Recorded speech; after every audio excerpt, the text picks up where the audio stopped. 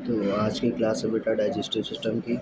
तो हमको पढ़ना है जितने भी ऑर्गन्स हमारे रिस्पॉन्सिबल हैं डाइजेशन के लिए, और उसके साथ साथ जितने भी डाइजेस्टिव सिस्टम की एसेसरीज ग्लैंड हैं वो सब हमको देखनी है। ठीक है, तो देख सकते हैं जितने लेफ़्ट साइड हैं ये हमारे डाइजेस्टिव सिस्टम के ऑर्गन्स हैं, और जो हमारे राइट साइड है वो क्या है, हमारी एसेसरीज ग्लैंड है, जैसे कि salivary gland, liver, gall bladder, pancreas, appendix. ये सब क्या है बेटा, एसेसरी ग्लैंड है जो डाइजेस्टिव सिस्टम डाइजेशन के लिए इन्हेंस कर देती है डाइजेशन को। ठीक है, इंट्रोडक्शन देख लेते हैं। The digestive system is used for the breaking down food into nutrients which then pass into the circulatory system and are taken to where the body are needed in the body।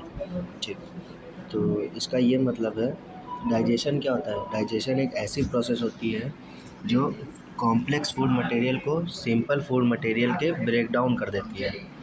तो हमारे जो body है वो complex food material absorb नहीं करती, वो absorb protein नहीं करती, वो एब्जॉर्ब करती है अमाइनो एसिड।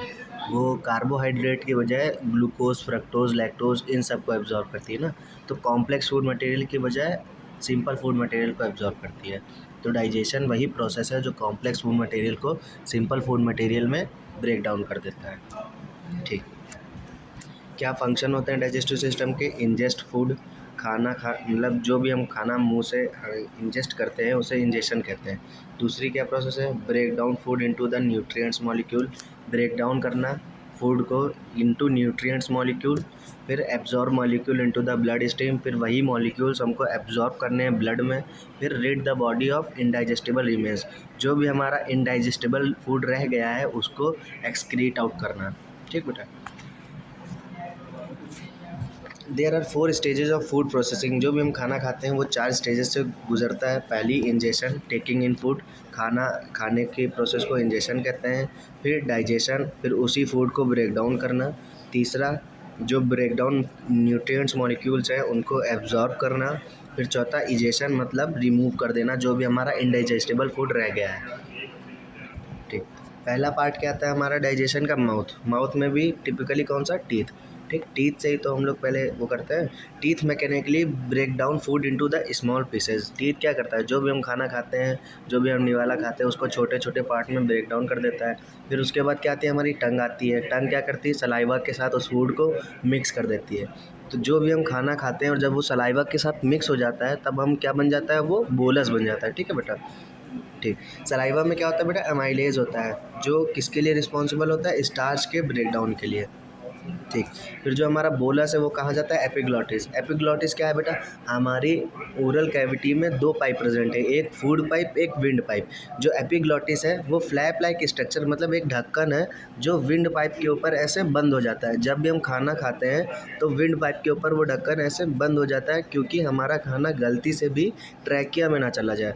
ट्रैकिया में चला जाएगा तो बहुत सारे कॉम्प्लिकेशंस होते हैं, वो फर्दर डिटेल्स हैं। अभी हम डाइजेशन की बात करते हैं, क्योंकि फूड को कहाँ जाना है, फूड पाइप में, मतलब ईसोफेगस में, स्टमक में जाना है ना। ईसोफेगस क्या है बेटा, एक रास्ता है जो माउथ से लेकर के खाने को कहाँ लेकर के जाता है, स्टमक में। ठीक, तो एपिग्लॉटिस क्या है, वो जो भी बोलस हमारा बना है वो फूड पाइप में ही जाए, इसीलिए वो विंड पाइप के ऊपर एक कवरिंग होती है। ठीक है, पार्ट्स क्या हैं डाइजेस्टिव सिस्टम के। पहला टीथ। टीथ क्या करेगा, ग्राइंड्स योर फूड, जो भी हम खाना खाते हैं उसको चबाता है। सलाइवरी ग्लैंड क्या करता है, सलाइवा प्रोड्यूस करता है। सलाइवरी ग्लैंड एसेसरी ग्लैंड है हमारी डाइजेस्टिव सिस्टम की। फिर क्या आती है हमारी टंग। टंग क्या करती है, वो जो भी हम खाना खाएं हैं उसको पुश करेगी ईसोफेगस के टुवर्ड्स। ठीक, टीथ कितने टाइप के होते हैं बेटा, 4 टाइप के होते हैं। एक इंसीजर्स, कैनाइन, प्रीमोलर और मोलर। ठीक है, टीथ के लिए 2 टर्म हम लोग और यूज़ करते हैं, डाइफायोडोंट और थीकोडोंट। डाइफायोडोंट का मतलब होता है एक लाइफ टाइम में हमारे 2 दांत, 2 बार दांत निकलते हैं ना। कहते हैं ना बचपन में दूध के दांत होते हैं, फिर बाद में परमानेंट टीथ आ जाते हैं, तो वही इसलिए उसको क्या कहते हैं, डाइफायोडोंट। और थीकोडोंट इसलिए कहते हैं क्योंकि वो एम्बेडेड, मतलब जड़े हुए होते हैं हमारे जॉ में, इसलिए उसे थीकोडोंट कहते हैं। फिर टंग आती है। टंग किस लिए रिस्पॉन्सिबल होती है, 5 बेसिक टेस्ट जो होता है हमारे, bitter, salt, sour, sweet, umami, है ना, ये सब बताती है कौन, टंग। ठीक, oesophagus a muscular tube through which food passes from a mouth to the stomach. भाई ईसोफेगस क्या है? एक मस्कुलर ट्यूब है जो फूड को पास करती है माउथ से स्टमक के टूवर्ड, ठीक है। बोलस, बोलस क्या होता है? बोलस वही जो हमारा फूड खाया हुआ होता है, जब वो सलाइवा के साथ मिक्स हो जाता है उसे बोलस कहते हैं, ठीक है। The bolus passing down the oesophagus by peristalsis. जो हमारा बोलस होता है वो ईसोफेगस में नीचे के टुवर्ड पुश होता है, किस मूवमेंट के थ्रू? पेरिस्टालिसिस। पेरिस्टालिसिस एक मूवमेंट का नाम है। The peristalsis is a wave of muscular contraction that push the bolus downward toward the stomach. ठीक, पेरिस्टालिसिस एक वेव है मस्कुलर कॉन्ट्रैक्शन के थ्रू, जो हमारा बोलस होता है वो नीचे की तरफ पुश होता रहता है। ये देखिए, जहाँ पर हमारा बोलस है एग्जैक्ट उसके ऊपर की जो मसल्स होंगी वो कॉन्ट्रैक्ट होंगी और वो हमारा फूड है वो नीचे की टुवर्ड पुश होता रहेगा। ठीक, इस प्रोसेस को क्या कहते हैं? पेरिस्टालिसिस। फिर जो हमारा बोलस था वो स्टमक के अंदर इंटर करता है, बट उससे पहले एक इंस्फिंक्टर। इंस्फिंक्टर क्या होता है बेटा? एक ढक्कन होता है ना, जो ईसोफेगस और स्टमक के बीच में एक इंस्फिंक्टर होता है, उसे कहते हैं ईसोफेजियल इंस्फिंक्टर। ठीक, वो मसल्स होती हैं वो ऐसे सिकड़ मतलब कॉन्ट्रैक्ट रहते हैं, जिसकी वजह से जो भी हमारा गैस्ट्रिक कंटेंट है वो वापस से ऊपर की तरफ ना है, जिससे वोमिटिंग होती है वो उस टाइप का। ठीक, फिर जो हमारा स्टमक है उसमें भी फोल्डिंग प्रेजेंट रहती हैं। ठीक, उन्हें हम कहते हैं रिग्वे। जो हमारी स्टमक की फोल्डिंग होती है उन्हें रिग्वे कहते हैं। ठीक, the stomach has fold called and is big muscular pouch which turns the bolus and mixes it with the gastric juice. ठीक, जो हमारा स्टमक का गैस्ट्रिक जूस है उससे मिक्स करता है जो भी हमारा बोलस होता है, उसमें क्या क्या प्रेजेंट रहता है? स्टमक एसिड, HCl और म्यूकस और एंजाइम्स। ठीक, ये तीनों चीज़ें प्रेजेंट रहती हैं जिसे हम मिलकर के क्या कहते हैं? Gastric juice. जो एसिड होता है वो क्या करता है? वो किल करता है इन्वेडिंग बैक्टीरिया और वायरसेस। जो भी बैक्टीरिया वायरसेस हमारे फूड के थ्रू हमारे स्टमक में इंटर कर जाते हैं, उनको किल करने के लिए क्या यूज़ होता है हमारा? जो भी HCl यूज़ होता है। The enzyme help break down the protein and lipids. ठीक, जो एंजाइम प्रेजेंट रहते हैं वो किस लिए रिस्पॉन्सिबल होते हैं? प्रोटीन और लिपिड के ब्रेक डाउन के लिए। और जो म्यूकस होता है वो प्रोटेक्ट करता है स्टमक को। जो एसिड स्टमक ही रिलीज़ करता है और म्यूकस क्या करता है? बेस होता है। तो वो एसिड हमारा स्टमक के एसिड वो उसका पीएच बहुत लो होता है, 3 to 4.2, 3 to 4.2 के बीच में उसका पीएच रहता है, जो खुद स्टमक को भी हर्ट कर सकता है। तो उस एसिड की वजह से हमारे स्टमक की लाइनिंग में, मतलब स्टमक को खुद हर्ट ना हो, तो उसकी वजह से स्टमक क्या रिलीज़ करता है? एक बेस। म्यूकस क्या है? एक बेस है। तो उसकी वजह से जो HCl है वो इतना इफ़ेक्टिव नहीं हो पाता है कि हमारा स्टमक को कोई नुकसान पहुँचे। फिर आगे देखते हैं क्या होता है। फिर the stomach does do some absorption too. जो स्टमक की फोल्डिंग होती है रुके, वहाँ पर भी कुछ अमाउंट ऑफ एब्जॉर्प्शन होता है। Some medicine that is aspirin, water and alcohol all are absorb through stomach.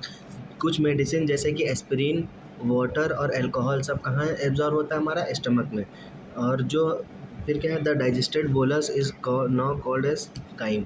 ठीक, जो हमारा बोलस था, जो हमारा फूड जब सलाइवा से मिक्स हो गया था वो बोलस कहलाता था। स्टमक के आने तक, अंदर आने तक वो बोलस था, बट जब स्टमक में आकर के गैस्ट्रिक जूसेस से वो मिक्स हो जाता है तब वो क्या हो जाता है? काइम बन जाता है। ठीक है, और ये कहाँ? And it leave the stomach by passing through the pyloric sphincter. फिर लास्ट में हमारे स्टमक के पाइलोरिक स्फिंक्टर प्रेजेंट होता है, वहाँ से वो निकल करके कहाँ पहुँचता है? हमारा स्मॉल इंटेस्टाइन में।